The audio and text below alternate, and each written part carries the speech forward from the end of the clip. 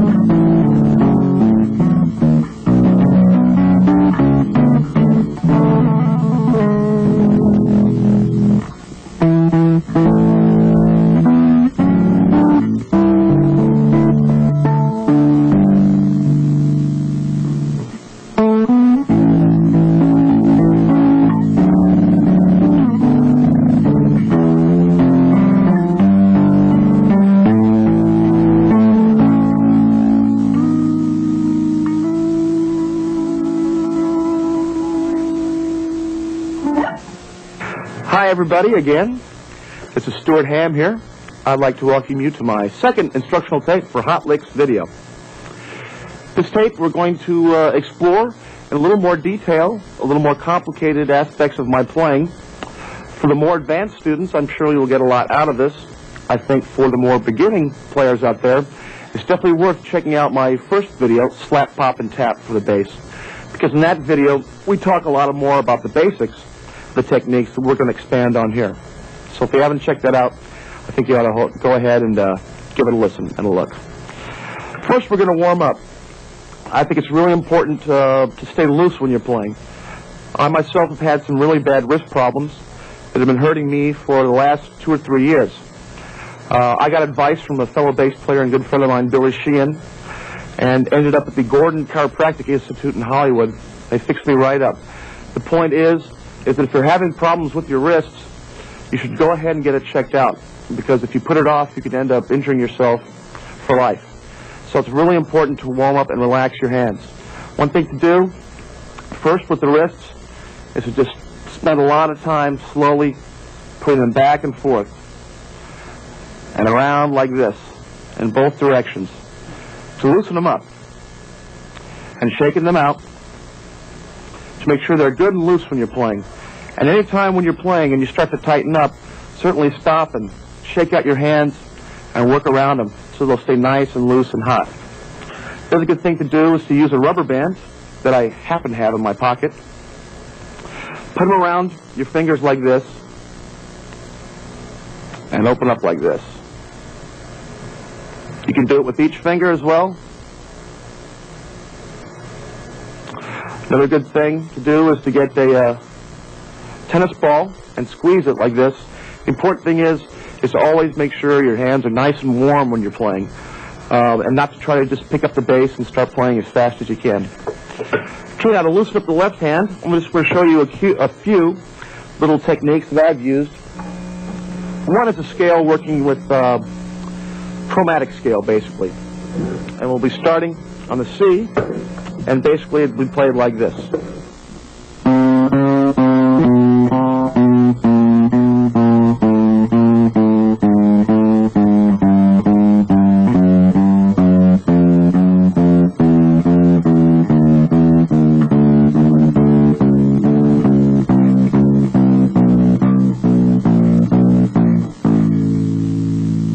Once again, a little faster.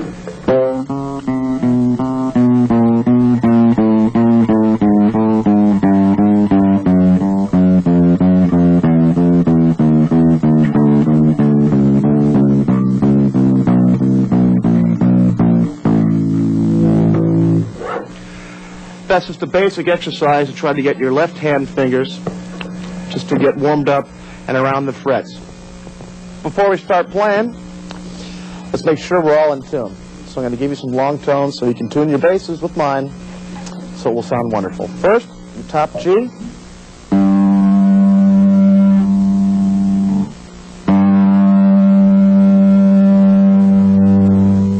The D.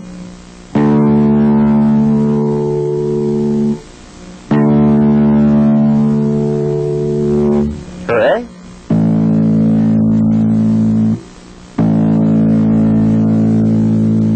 And the low E.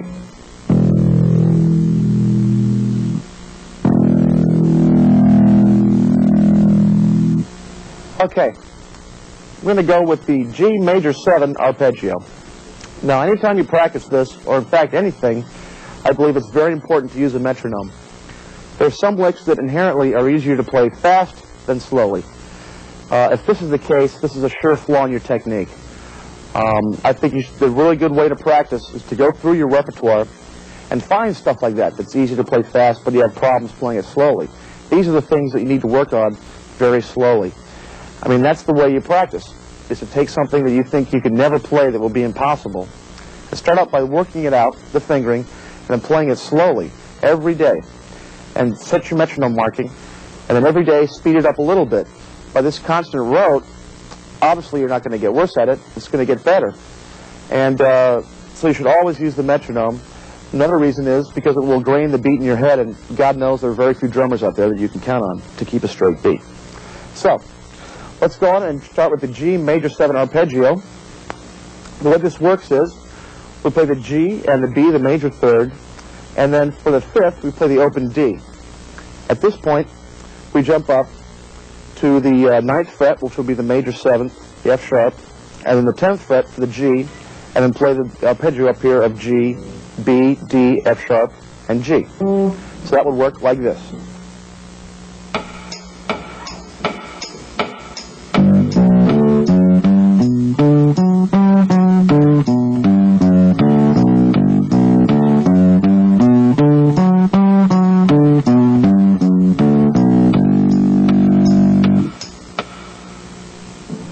Now we can do the same thing with the C major 7 arpeggio, this time playing the C on the A string, and the 3rd, the D on the D string, and then using the open G as a jumping up point, playing the B natural on the 14th fret, and your C again on the A string on the 15th fret, and playing the arpeggio up there. Of course, the idea is when you play the open string, this allows your left hand to move up and immediately be in position to play the upper part of the scale. And then playing the open string again, at that point moving your hand back down. So let's play the C major 7 arpeggio.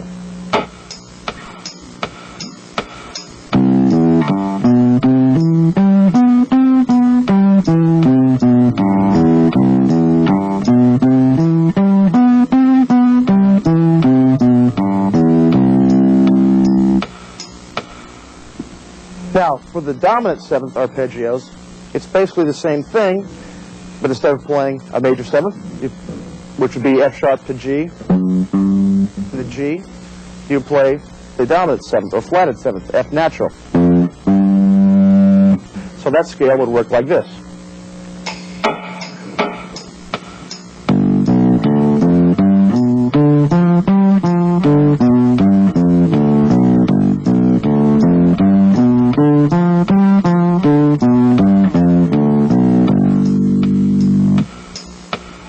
And on the C, dominant seventh arpeggio, basically the same idea.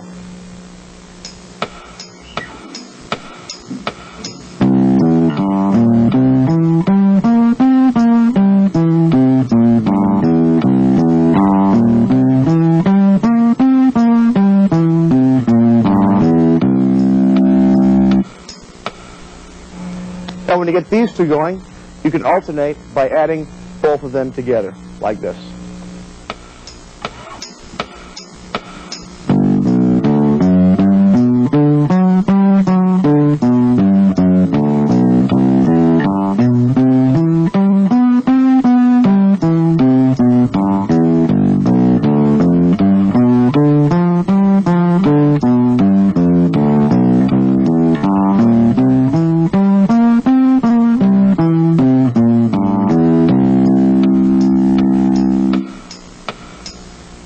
So these are just a few things that I think you could use that might help to help you warm up. Again, I think it's very important. I have a certain, probably about 5 to 10 minute set of scales, arpeggios, hand exercises that I do every day immediately when I first pick up the bass. And I think for each of you it would be a good thing to work out a little technique, a little thing like that, and just to make it very sure that you do the same thing every time. You get into the habit of doing it. It'll warm up your hands, you won't hurt yourself. And developing good practice habits is something that every musician needs. And again, always working with the metronome. And there's no key, really there's no secret to getting good. It just takes a lot of hard work and practice. The best teachers that I've had have been people that have just pointed you in the right direction, because you can't really teach anyone anything. You have to learn it for yourself. But if you get pointed in the right direction and get past the frustration level of your mistakes, then practicing is such a great thing. Because I think we're lucky in that, you know, you set yourself a goal. Like when I first started tapping, and I said I'm going to learn the Linus and Lucy Peanuts thing. And I thought to myself, boy, you know, when I learn that, I'm really going to have accomplished something. I'll have reached something. I'll have made it. Then when I learned to play that, I realized that it's just the tip of the iceberg to a whole new set of techniques. So practicing increases exponentially as you keep going. I think that we as musicians are very lucky. And there's no substitute for just hard work and practice if you want to improve. The next section of this tape is going to deal with harmonics. People have been playing harmonics for years and years.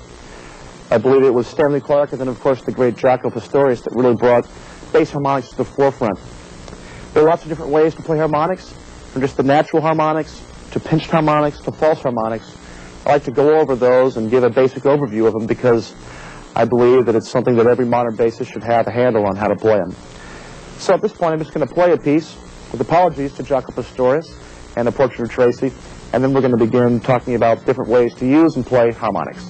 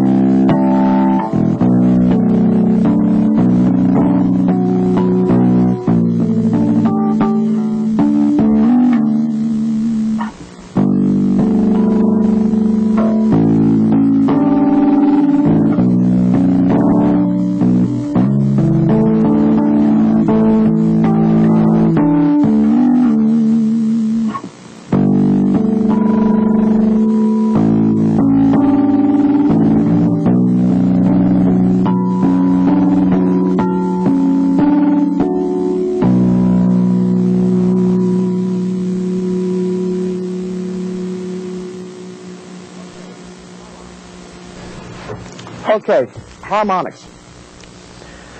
Basically, these are overtones of the strings. These are notes that you can play without actually fretting down or pushing down on the bass. Now, in theory, the way this works is between the bridge and the neck joint, halfway between is going to be the octave. So on your 12th fret, on the G string, if you play the G, but if you just put your finger a little bit on it and pluck the string, you're going to get the same note. So it's not playing it, it's actually just putting your finger a little bit on top of the string and playing the G. So up there on the 12th fret, we have the natural octave. There's the D on the D string, the A on the A string, and of course, our old friend, the E on the E string. Now, halfway between this octave and the neck, in either direction, we're going to get the fifth. On this case, it's the same note you play. On the G, if you finger the D, the harmonic, which is right on the fret there, is going to be the D as well. Conversely, if you go between the 12th fret to the bridge, the D is going to be the same.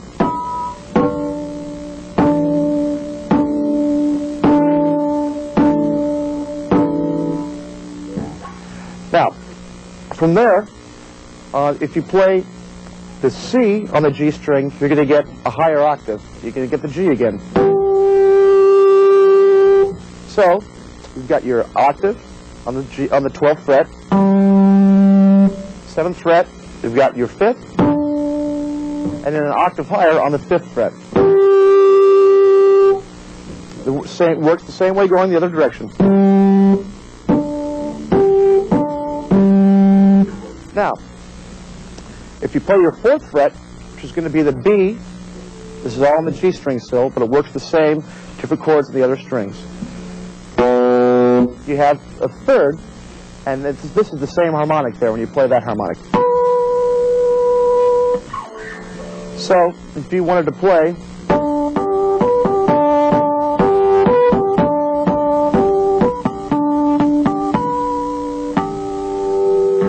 the next note above that, if you finger on the 3rd fret,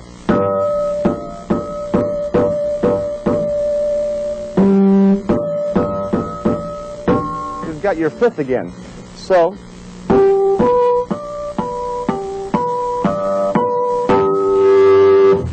there are other harmonics that you can get above this. For instance, above that, you've got a 7th. It's not actually on the fret, and above that you've got another octave, the G. Those are really hard ones to define, so we're going to stick mostly with just the octave, 3rd, and 5th. So by using all 4 strings across, and these 3 frets, the 3rd, 4th, and 5th frets, we can get a scale going, starting on the E string, the G sharp,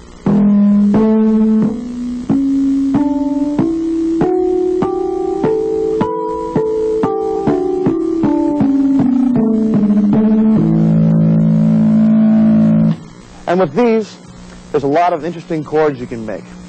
Let's start with, say, a G. You fret your low G, play your G here, the 5th fret on the G string, and then the 5th fret on the D string will give you a D, so you'll have the root on the bottom and harmonics of the root and 5th. You could also play a major 7th chord by playing the G on the G string and the F sharp on the D string. That's got a lot of tension to it.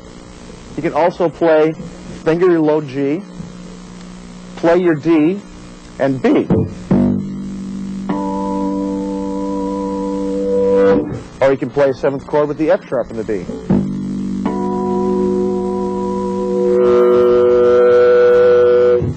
You can get a real nice chords with the C. Again, you can play C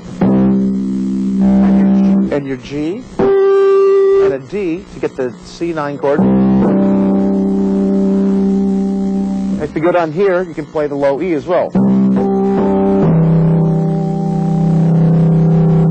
Or you can play your D, B natural, and E.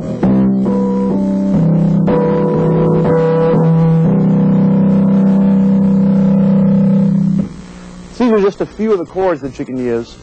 Of course, there's Jocko's old favorite. And by just experimenting, you know, it might help you to make out a chart. There are charts available of harmonics. And going through and finding different ways to finger notes and use the other strings to create chords. Now, there are other ways to create harmonics besides just this. There's one way called pinching harmonics. This is another thing that our friend Jaco Pastorius made famous.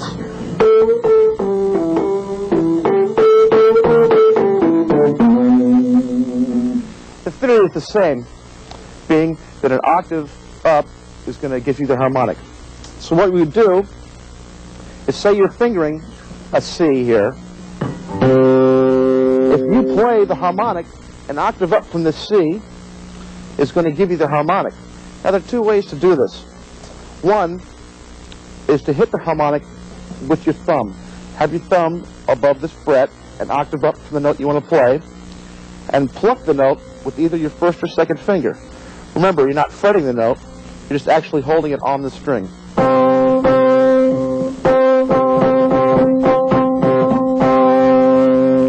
Another way to do it is to have your finger covering it and plucking it with one of the other fingers. So, again, you find the note you want to play, find where it's going to be an octave up from that,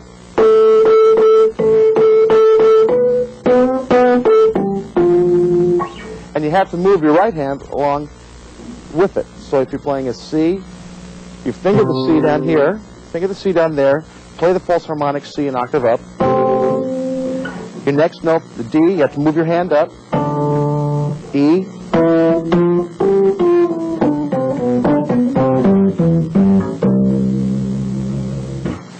Now, besides getting the octave, you can get twice the octave or the fifth. So say you're playing your C again. If you put your hand above where the G is, you get a fifth above the note. And if you finger it there, you get the octave above it.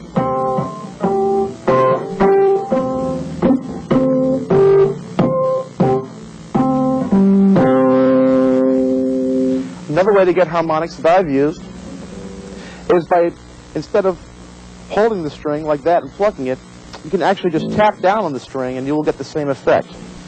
So say I'm fingering my C. If I just tap on the C above it, the harmonic will ring up. Some of you might recognize that from a piece called Surely the Best, from my second album on Relativity, Radio Free Album. And you might remember that one of the two bass parts in the beginning went like this.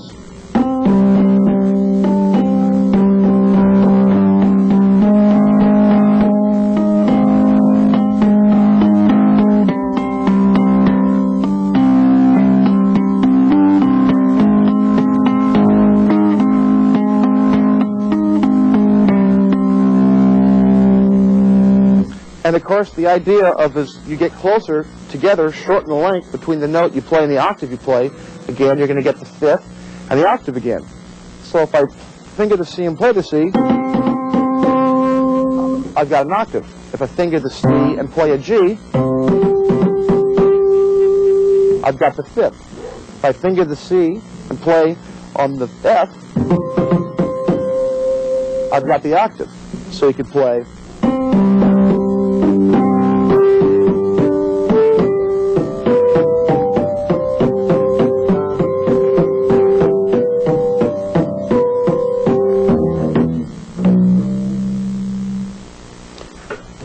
Another way harmonics can be used is the thing called sliding harmonics.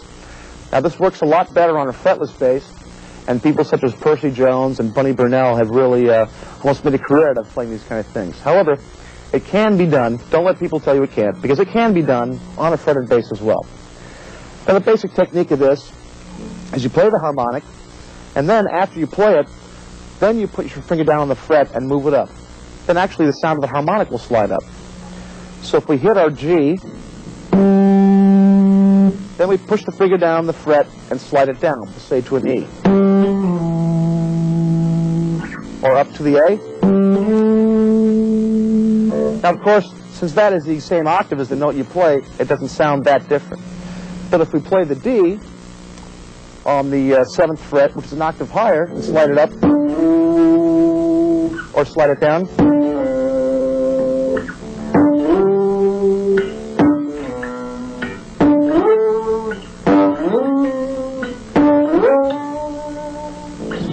and this way you can make a lot of nice chords too, just by sliding one note down.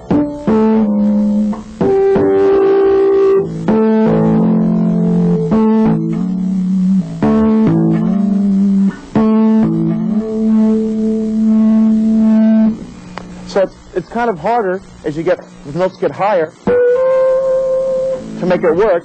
But like I said, you just hit the string and move it up. This may take a little practice, but I'm sure you'll be able to get it, and it will add a lot to, I think, your harmonic playing. The next part of this videotape, I'd like to examine in a little more detail some of the more complex slapping and tapping techniques that I do, and ways to combine them, and ways that I've used them in my music. Now, to do this, first of all, there's a few things that we need to work on that I think are good exercises in general. The first thing we need is popping with 2 fingers at the same time. So we're going to be playing thirds in the key of G. So we'll be playing the G on the D string with our first finger, and with our third finger, the B on the G string. And we're playing them at the same time. No flams will be allowed, so I advise you to practice this slowly, and so you can get them to ring out at the same time. Then we'll be playing the minor third in the key of G with the A and the C, and then a minor third again with the B and the D.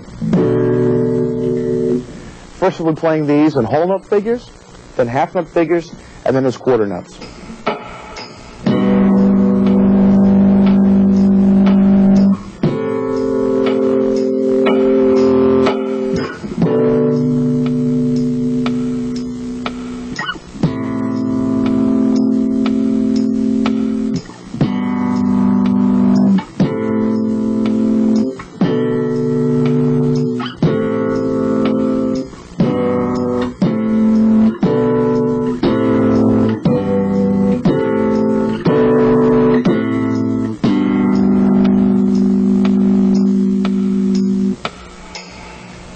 So I advise you to practice this at various tempos, starting from the very slow, to get to wherever you can play it fast,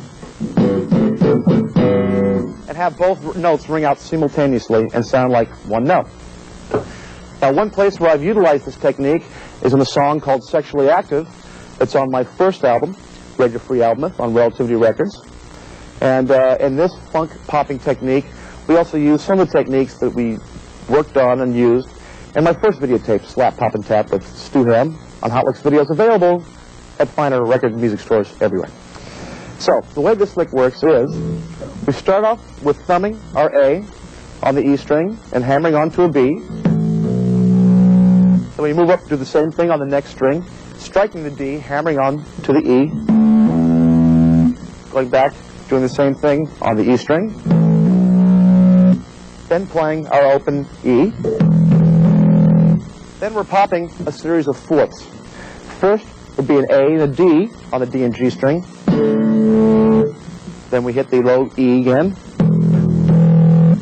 Then we're popping the B and the E. Then we go back and do the hammer-ons again. And then hitting the open E. Then we move up in consecutive fourths from the B and the D, A and the D, sorry, B and the E, up to the D and the G. Okay, so now that we know the elements of this lick, let's try to put them together in the context of the song and the riff itself. Now, this is one of those licks that sometimes is easier to play fast.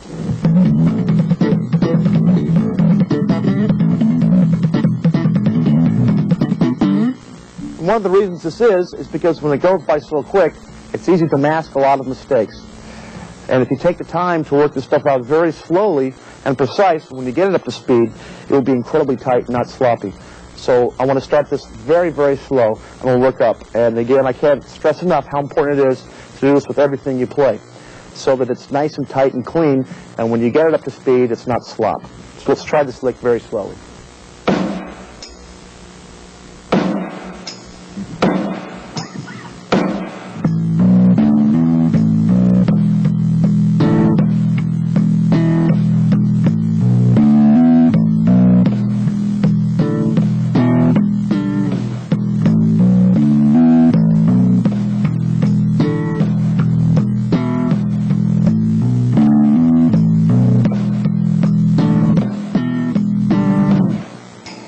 See, it's even hard for me to hold it back down.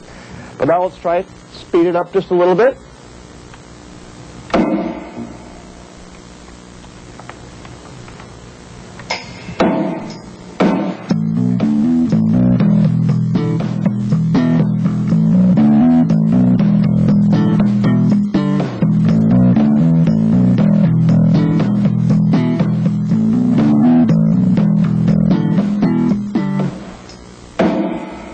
And let's try it a little quicker.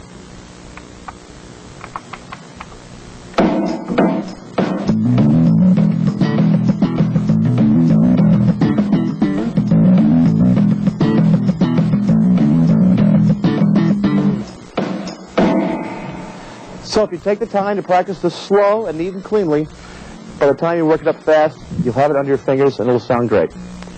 Moving on, I'd like to discuss now a little more of the tapping techniques. To illustrate this, I'd like to play a piece and then go through and show you how to play some of the pieces yourself, some of the parts of the piece yourself. So I'd like to perform a piece from my second album entitled Kings of Sleep. This piece is called Terminal Beach.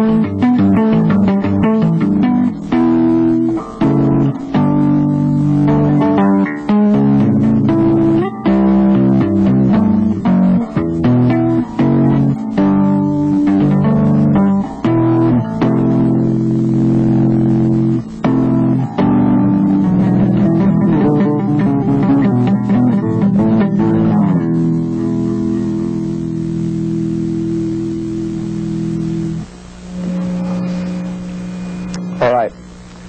Now, let's talk a little bit about the techniques involved with this. For the main verse, the first part, your left hand is playing a series of fifths, starting on the 12th fret with the E, then going F sharp to G. As again, with all tapping, you want to hit the notes straight down, because if you hit them across a little bit, you're going to bend them out of tune. So you try to arch your fingers and hit straight down. So again, the rhythm on the bottom would be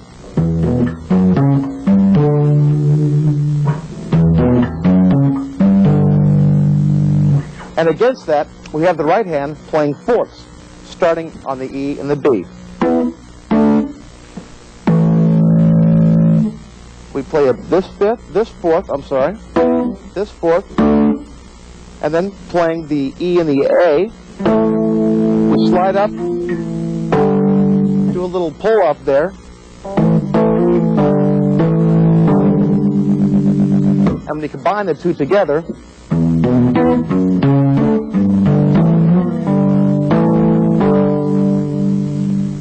and as you see on the last note, you not only play the fifth on the G, but you have to also play the other octave so that you can pull off and get the riff.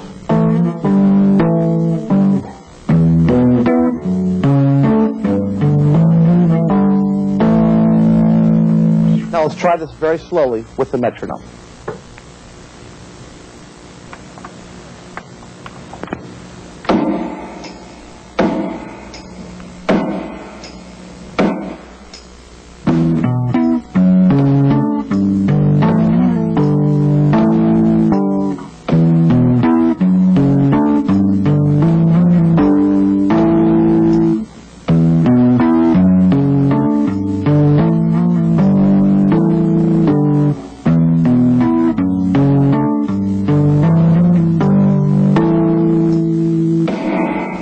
See how hard it is to play slow? But again, it's going to make it cleaner in the long run. Let's try it just a little faster now, shall we?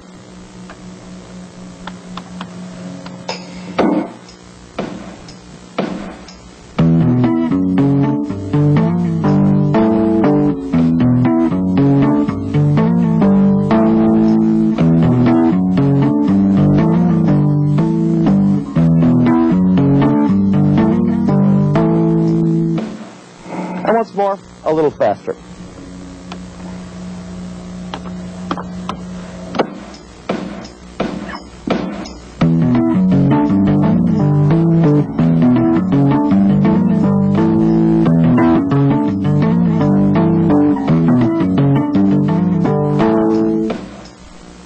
how nice and clean it can be if you take the time to practice it slowly.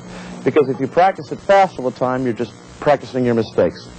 Now, the second half of this piece is a little more complicated. It's using, the first part is an F sharp minor. And with the left hand, we're again starting with the root and the fifth. And our right hand, we're playing the third, the seventh, and then alternating between the second and the fourth. And they work, it's going to be a little complicated at first, until you get the fingering, the hand pattern down. But slowly it works like this. You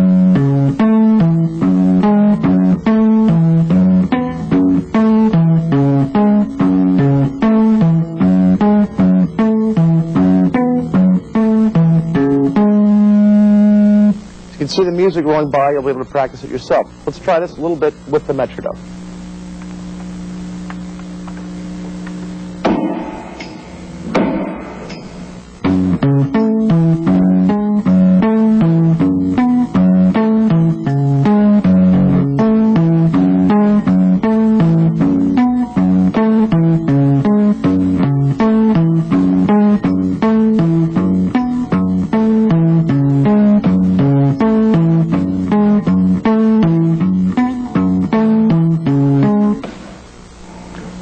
When you get the hang of it, you'll get the rhythm of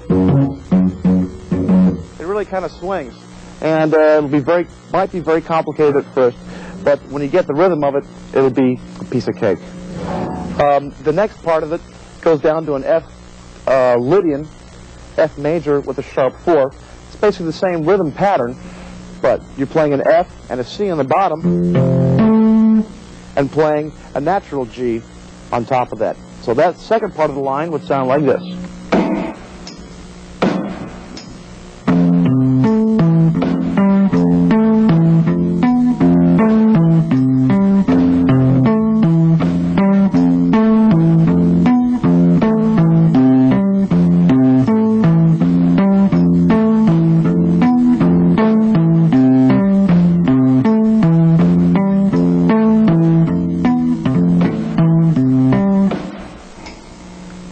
After that, we go back to our original lick in F sharp, and the last lick is, again, pretty much the same fingering pattern, but in the key of G.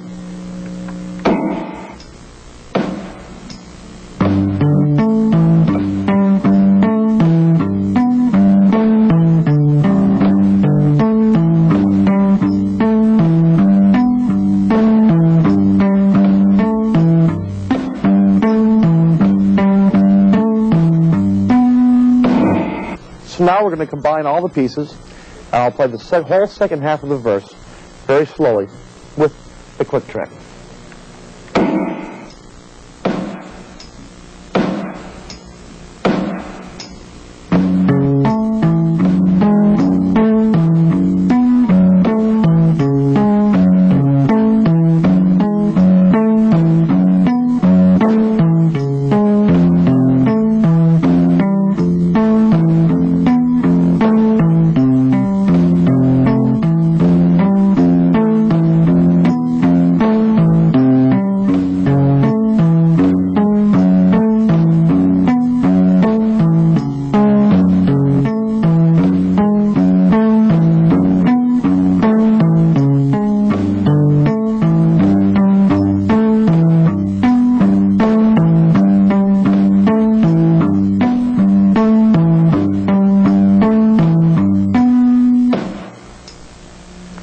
It may seem kind of frustrating practicing it that slow, but believe me, that's the only way to get it where it will be tight. Now I'd like to show you a piece called Count Zero off my second album, Kings of Sleep. In this piece, we expand a little bit on the flamenco or rake technique that we worked on my previous video, and also we start to combine some of the popping and the tapping techniques. So first, I'd like to play the piece for you, show you some of the licks, and show you some exercises that you will need to work on to be able to play this piece nicely and evenly. So without further ado, here is Count Zero.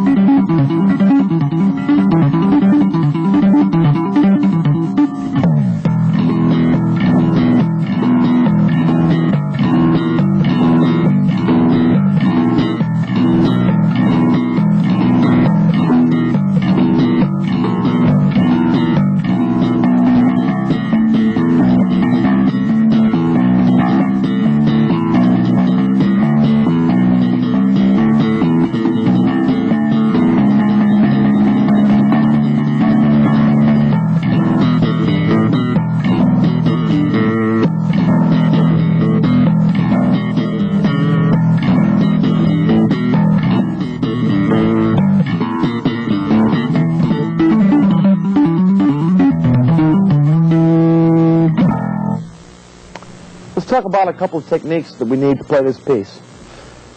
The first thing we need to do is to be able to play octaves or thumbs and fingers perfectly evenly. And all the middle part where I was playing stuff like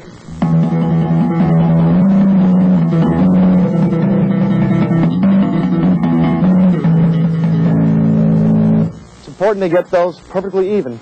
So again, we're going to start really slowly. What we're going to be doing is playing a C major scale, with the C on top, and in the bottom just playing the first 5 notes. C, C, then moving up to the D, up to the E, F, the B, the G, and then back down.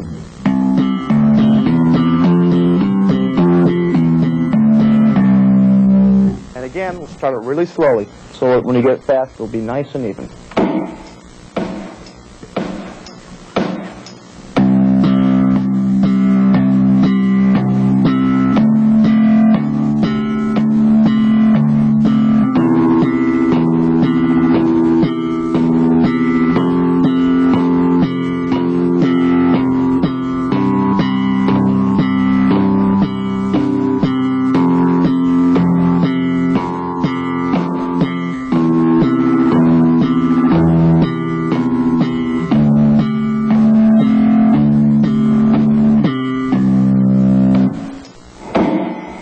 Now, let's try it again faster.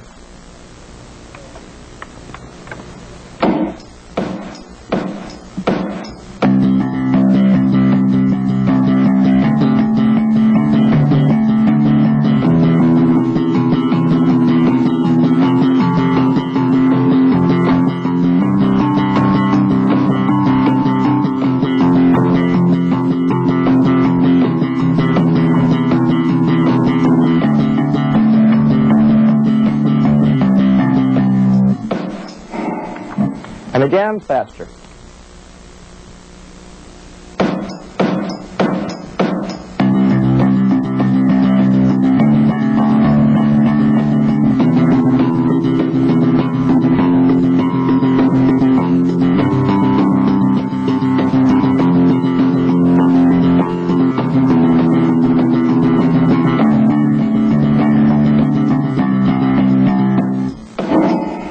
And let's see how it sounds. See if I can play it at this tempo.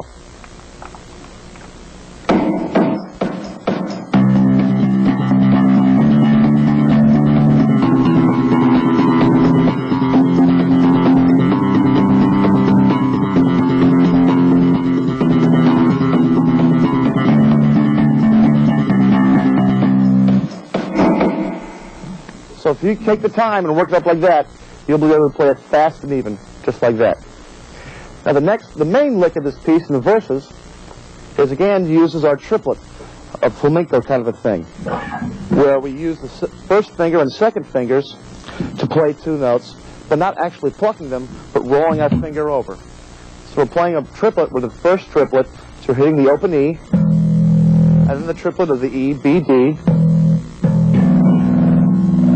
Then you come back down and hit that same E with your thumb, and snapping up on the next high B on the G string.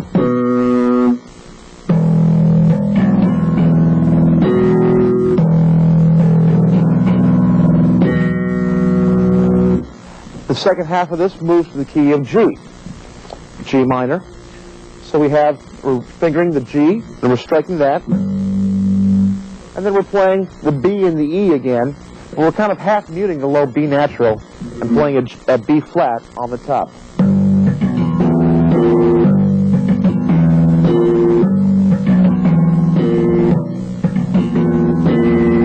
So let's try both these licks together slowly with the click.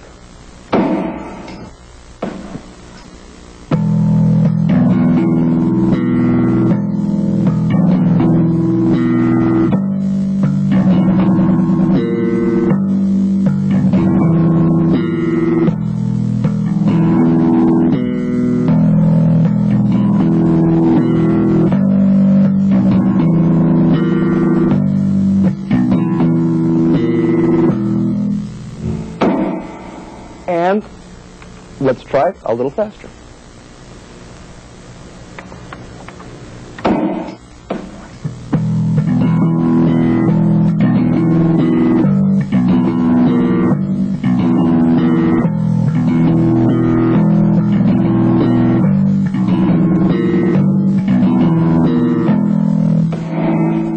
A little faster, almost up to tempo.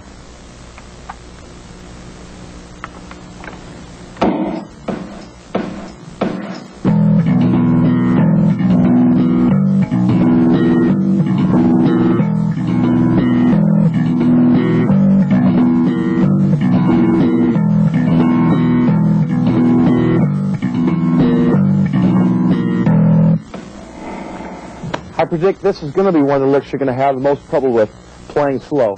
But don't worry, if you get past the frustration, you got nothing to worry about. Final lick I'd like to show you that I use in this piece combines not only the rake or flamenco across, but also some tapping. And this is the line that I use going into the bridge at the end of all the setting up the verses. Fast, this lick is like this. So like that one? The way that works now is we're playing fourths across, starting on the E, fretting your A and your D. And again, we're doing the same triplet with the rollover. And we're coming back down after we play the D, and thumbing the D, hammering on up to an E. Then, while we're hammering on, the right hand is free to move up. It taps down on the E and the B. Then the left hand moves up while that hand is playing that, frets the G. Then we play a C sharp and a G with our right hand, an E with our left hand, and then another C sharp to give us an E minor 6 chord.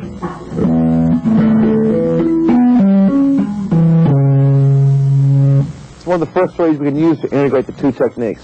So, let me set up the machine, and we'll try this slowly.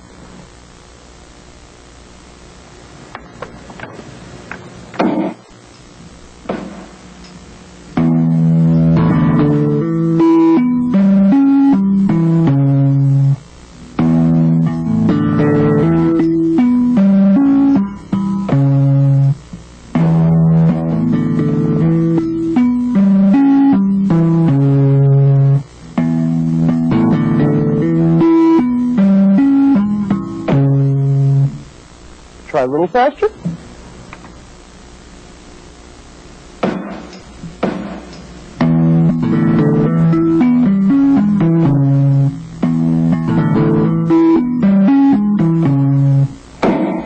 And a little faster again.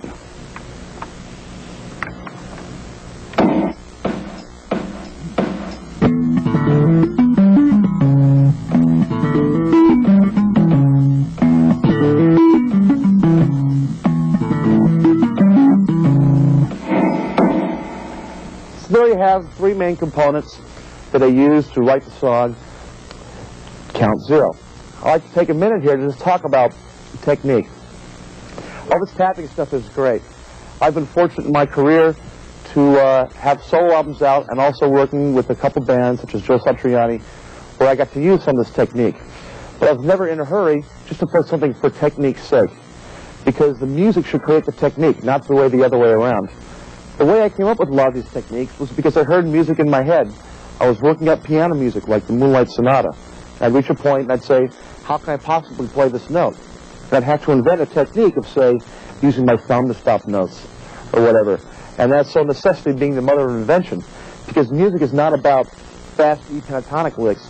Music is about emotions and feelings. And the reason you need to practice and play scales is so you can eliminate all the technical difficulties and go right ahead and play, just, communicate what's in your heart and your soul. So don't get too caught up in technique, because remember, the worst thing you can say to a bass player is, you sound like a frustrated lead guitar player. Or, say you get the call to audition for Madonna, a gig that pays probably about $25,000 a week, and you show up and go, you'll be playing that stuff in the bedroom for the rest of your life.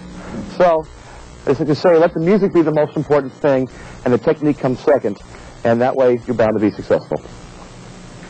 Have you ever had the distinct pleasure of having to drive across Texas in the middle of the night? Actually make it a couple nights. It was during a night like this when it was 4 a.m. and there's bugs the size of B-52s landing off the windshield. It was 90 degrees. We'd been in Texas for about a day and a half, and we saw a sign that said Amarillo, 500 miles. Well, anyway, these were all the inspirations that led me to write a song called Lone Star. For that and all my good friends in Texas. On guitar on this song, I happened to persuade a friend of mine, a man by the name of Eric Johnson, to play some guitar on it, and a good friend of mine, Steve Smith. And this was probably the strongest cut on my last album, the only of my 3 albums that I haven't plugged yet on this video, an album called The Urge on Relativity Records. This song got quite a bit of airplay, so you might have heard it before, and I thought as an ending, I would like to show you the main bass hook from this that, again, uses a lot of the techniques that we've talked about before. So the first part of the hook here, or the chorus, is the popping in thirds. In this case, the notes are going to be B and D, down to an A and C, and then that down to a G and a B. You notice you do kind of slide down there on the second part. The next part of this lick uses hammer-ons using the open strings, in this case, the open G. So we're playing a B, hammering on up to the B and pulling off to the open G, then hitting a D, hammering on up to the E, pulling off to the open string again, and going up to the A.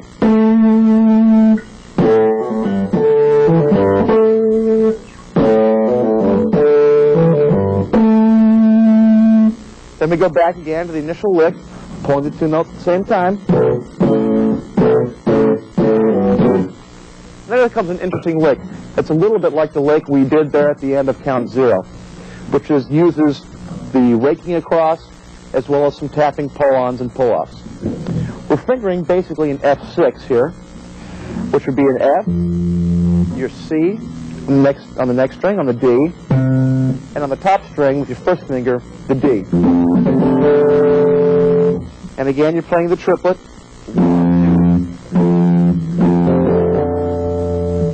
Then we're hammering on with our 4th finger up to the F. So the first part will be. Then we're just going to outline an F major up here, hitting the A, pulling off to the F, pulling off down to the D, hammering on up again to the F, playing an F natural, pulling off, up to the C. So we have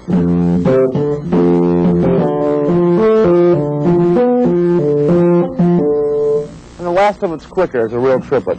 So slowly that lick would be.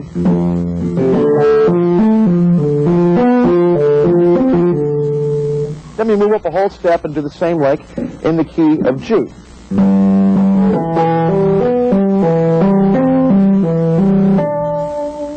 But this time we don't play the lick of it, the triplet lick, the fast at the end. We just hang on the top D there.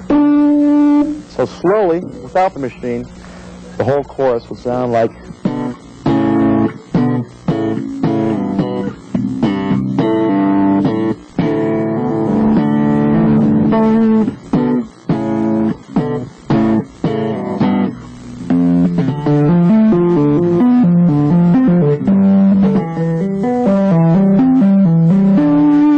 Again, these are probably going to be the 2 licks that give you the most trouble, so I'll just go over it slowly one more time.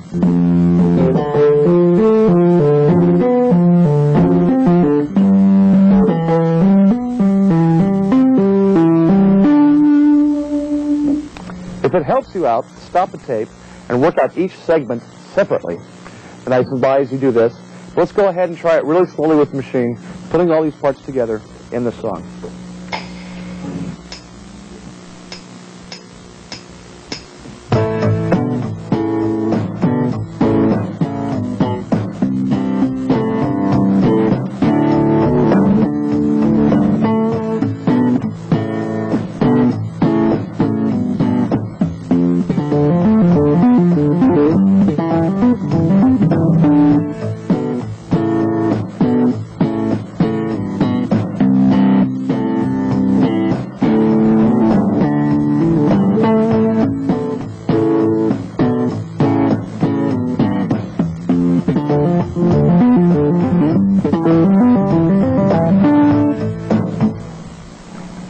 it up a little, shall we?